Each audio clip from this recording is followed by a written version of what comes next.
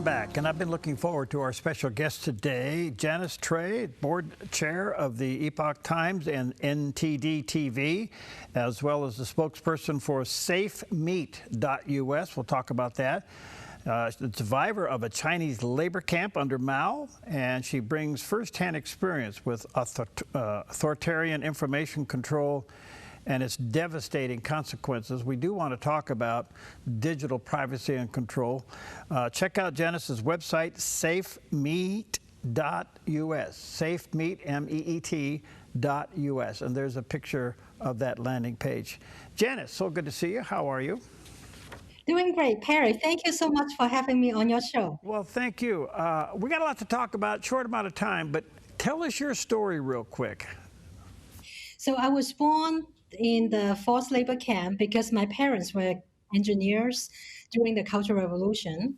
And so I was a forced child labor, first grade, second grade, and third grades, growing sugarcane for the school, pick up crops from the crop field every day after school during harvest seasons. And that was my childhood. And my grandfather was a successful banker, but his bank was robbed, so he fled to Hong Kong. So later on, my father sent me to Hong Kong because my father, as an engineer, he knows Einstein believes in God, and so he felt like I should have the opportunity to learn Christianity. So he sent me to a Christian school and lived with my grandfather in Hong Kong. Wow. And how long were you in the camp?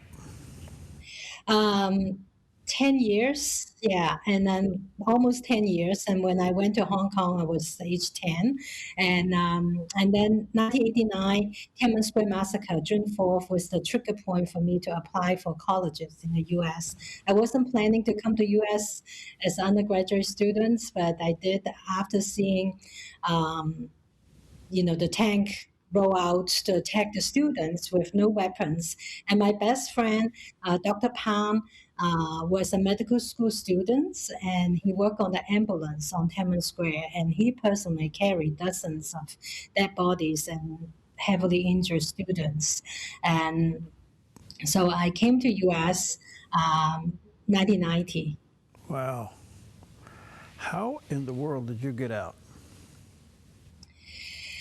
Well, I would say the grace of God. I mean, it was not easy. I mean, when I applied for colleges, I sat for SAT exam where I never learned a lot of the vocabularies that was tested in SAT. So my English score was low, but my math score was near perfect score. So I was managed to get in. Accepted by a number of university in the U.S. and I started a new life on American soil, and I forever treasure the freedom and all the people who've been giving me a hand in my journey here. Wow. What a story. What a story. Have you written about it? Have you written a book about it? No, I have not, but that's something I've been asked, frequently. I have published a couple books, but mostly for my husband, who is a 3 times Nobel Peace Prize nominated and awardee for the Mother Teresa Award for social justice. And so I help him with, I published his book, and I help him with his film that's about to release called Silent Harvest. Wonderful. You've been very concerned and warning nonprofit organizations, churches and ministries in particular, to be thinking about digital privacy and security. I've been to a couple of seminars on that because we're a ministry here, and I don't know if we're fully aware of the dangers. What's your take on all this? Unfortunately, most people are unaware of the censorship and also the lack of security. Some of the big tech people have the illusion, if they're big tech, they're so big, they must have really secure information, but they did not know that they could be eavesdroppings, they may have a backdoor, and they may release your information to someone else. Let me give you an example. When Tucker Carlson planning his trip to Russia to interview Putin. At that time, he has not even told his wife about his plan. He only communicated via signal. And then NSA approached him to interview him and asked him, why are you going to Russia? And he was shocked. And how do you know? Like, no one else, not even my wife, knew about my trips. And they said, well, we read your signal messages. And so when uh, um, and he was in Russia, and he was in touch with Snowden. And again, the signal messages were released to the press. So people thought that, oh, that was encrypted software. It should be safe. Government use it. However, um, I have seen screenshots of that backdoor was hacked and was available in the public domain. You can pay million five, and you can get that access. And most recently, European, the German Parliament, the head of German Parliament, which is like number 2 in the country, her accounts was hacked. Her signal messages were now in the public domain. So that's the type of risk. And let alone other software that we use. Most people use Zoom, but Zoom is run by a Chinese company. So subject to the dictatorships and censorships, and then also potential release the information to the Chinese Communist Party. And if many people use WhatsApps use phone number, and most of the application use phone number because it's convenient.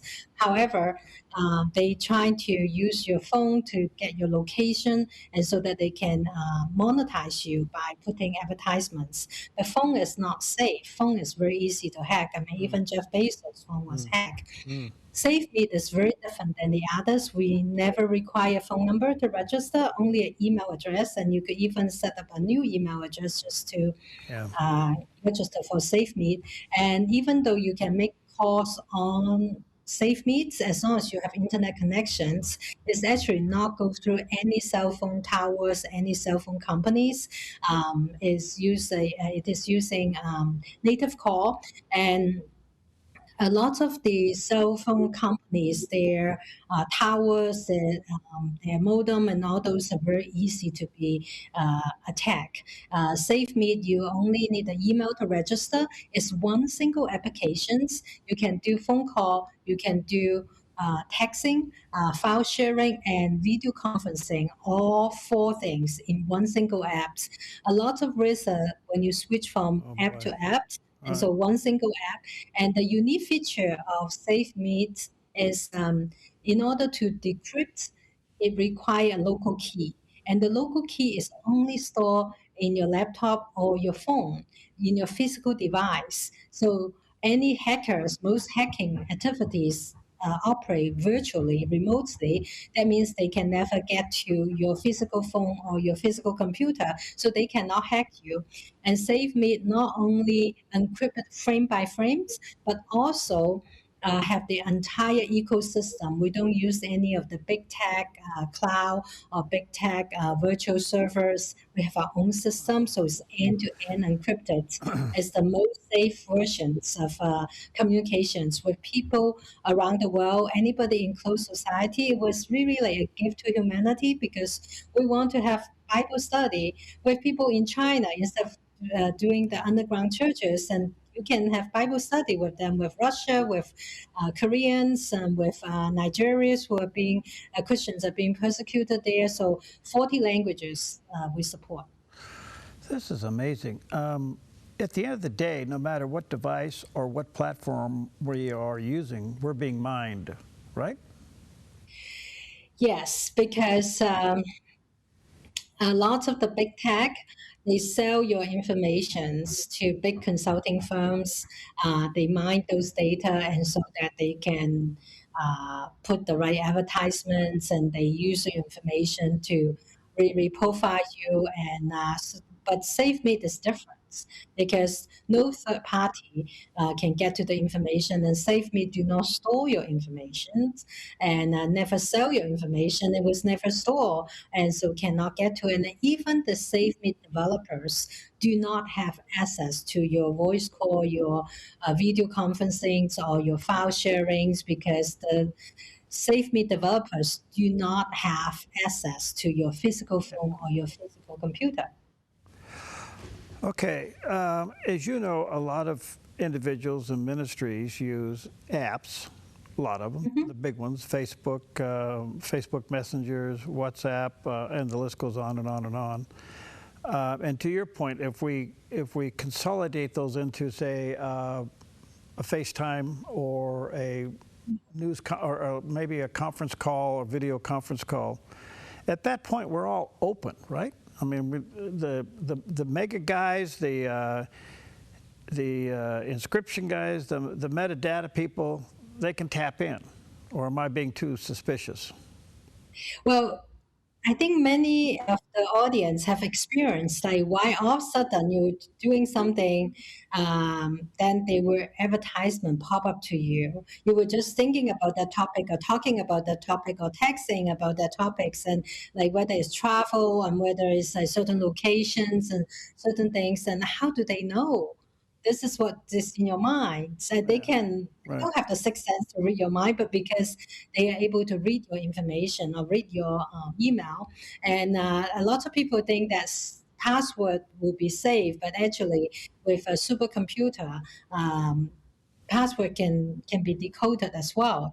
And so what we really need is a end-to-end encryption, and SafeMeet use the type of encryption technology that's been trusted by NASA, German Department of Defense, French Department of Interior, as well as the UK National Health Services. And so imagine those huge entities, the type of encryption that they trust. I think what SafeMeet provides is really unparalleled.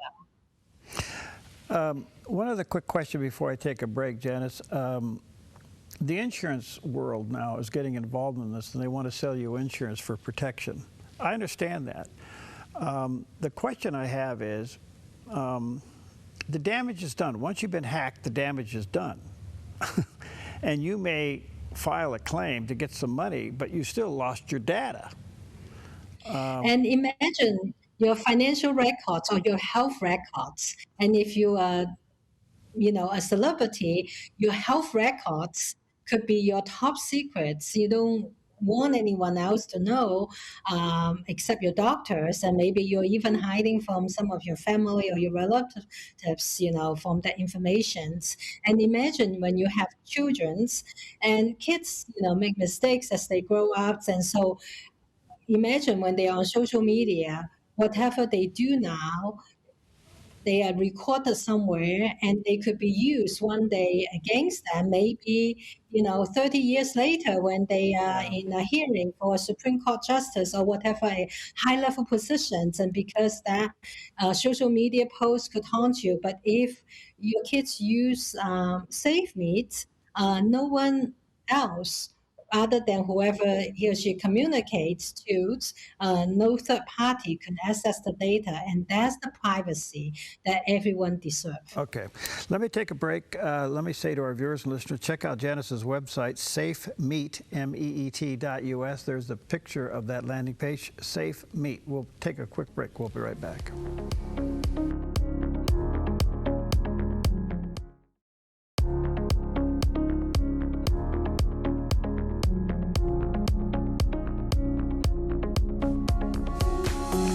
Okay, welcome back. Wow, what an honor to have with us Janice Trey, former CEO of Epoch Times and currently serves as the chair of the board and also that of NTD TV and spokesperson for SafeMeet.us. That's the website, safe, S-A-F-E, meet, M-E-E-T.us. She's personally a survivor of the Chinese labor camps under Mao, and she brings firsthand experience of what it is to live under authoritarianism and information about control of all of these devastating consequences. So much to talk to you about. Janice, I guess my concern in our conversation boils down to kind of two areas. One is financial, and the other one is informational. And so my concern is on the banking side of things and how safe our banking is. Everything's being done online. Everything's being done online. I mean, we're using the cloud like it's something up there, you know, when it really goes through somebody's computer. And then on the other side, you have information, and this deals with truth and censorship. Those are the two areas that's got my alarms up. I realize that as individuals, we're very vulnerable when it comes to metadata collection or inscription collection. But if you take that to the next level, your finances, how secure are we dealing with online banking? And where does truth in media and censorship comes in as to how you're going to control the narrative of a culture? Or am I too far off base here? Well, a lot of people are too dependent with online banking. But imagine there's a power outage, and it only requires attacking 9 transformers in the United States, and then will be out of power for very extended period of times. And if at that point if people all rush to the ATM machine to get cash, they have very limited cash available on each ATM machines, and they won't be able to replenish timely. And so people really should plan that out. While bank using secure, so-called secure encryption systems, however, it doesn't take too much for a bad actor access to a bank teller account, because the bank teller or the customer service, by nature, they will be able to view your information, right? And so it is there's a lot of fraudulent activities that's going on, and I would say people underestimate the risks. Yeah. Versus when with SafeMeet, I save my financial records on SafeMeets, and if I'm meeting with my financial advisors or someone who prepare tax returns and certified public accountants, and you can give that information to the trusted ones. You have a way to store it safely. But most importantly is we have to be mindful. I will encourage everybody to keep back copies just in case. I bring that up because I just want people to be extra cautious here, and firewalls being what they are. Do you understand what those are and how they work? On the information side, censorship being what it is, let me ask you this. Back to China just for a moment. How involved is China in gathering information in the United States? Oh, extensively. Like even TikTok is controlling the mind of the young generations. You think of your home, you may have a TV that was made in China. The modem is likely to make in China, and they could build in things there to monitor you. And people use for convenience, you can have some voice command and do a lot of things, but then the same voice commands also meaning there is a recording machines right there all the time when you have the capability to do voice commands. And so people are unaware of all those information are being captured, and you may not even know that. And so it is widespread, and the risk is China is the largest manufacturer of drones, and they can easily leverage your information and using drones to attack you to do something. They have the entire system, and many of the cameras, and even in locations where you may not think of, like in mass transportations, and they have those cameras, and it's all Chinese makes, mostly Chinese make, and it's huge risk. And think of the Huawei machine has been used around the world. And if you look at the Iran situations, some high-level government official died because they were using Huawei machines, and it can, if someone able to tap into the Huawei information, that means they thought it was a cure, but then it can also be the reasons for being located by, say, Israeli agents and able to take them down. So similar things could happen on American soil. The information collections has been a systematic way of the Chinese government, the communist regime. If you look at COVID, they use COVID to put all sorts of like face recognitions and tracking your license plates and tracking your movements. Yeah. They use that as excuse. So now they have your facial recognition. They have all things at the fingerprints. If they want to pull the triggers, at that point you are defenseless. Let me. I only got a couple of seconds here left. How worried are you about AI in all this discussion? AI is like nuclear technology you can use for nuclear power, electricity generation, but you can also use it as a atomic bomb. So AI can be used for good, but can also be used for bad things. So there is a website that I highly recommend people with children or friends and family with children, and go to Ganjingworld,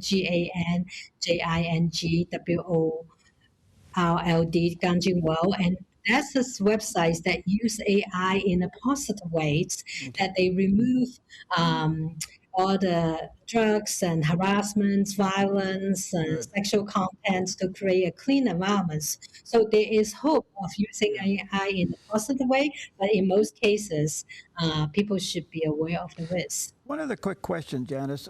We see in the news where China or Russia can hack us. Can we hack them? Or do they have better firewalls than we do?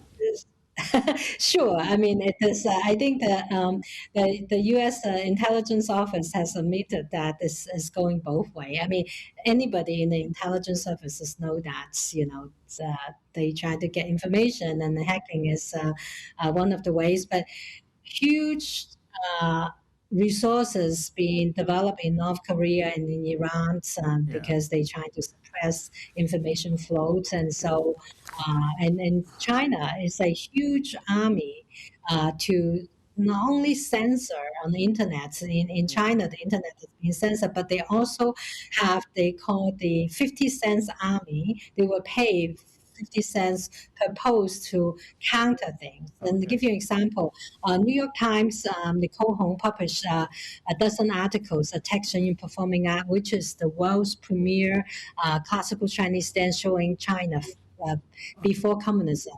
And Nicole Hong's article in 2024 was ranked as #1 most widely read New York Times article, because those were artificial bots to pop up the article. So we should be aware of those things. Let me ask you one question. I only got 30 seconds. I'm sorry. Do you have hope for China? It seems like the economy's bad over there. Things are falling apart, but they're still very strong. Do you have hope for China? Yes, 460 million plus people have withdrawn from the Chinese Communist Party and its affiliated organization. China will transition from communist state to non-communist states, and there's the book called 9 Commentaries of the Communist Party, or The Spectre of Communist Party Ruling the World. Those are books you can find out more. Can I get you back? I want to talk about that. Thank you so much, Barry. Let me say, go to safemeet.us, SAFEMEET.us. That is Janice's website. Thank you, Janice. We'll get you back. We'll talk more about that later. Thank you so much. God bless you. God bless. Thank you.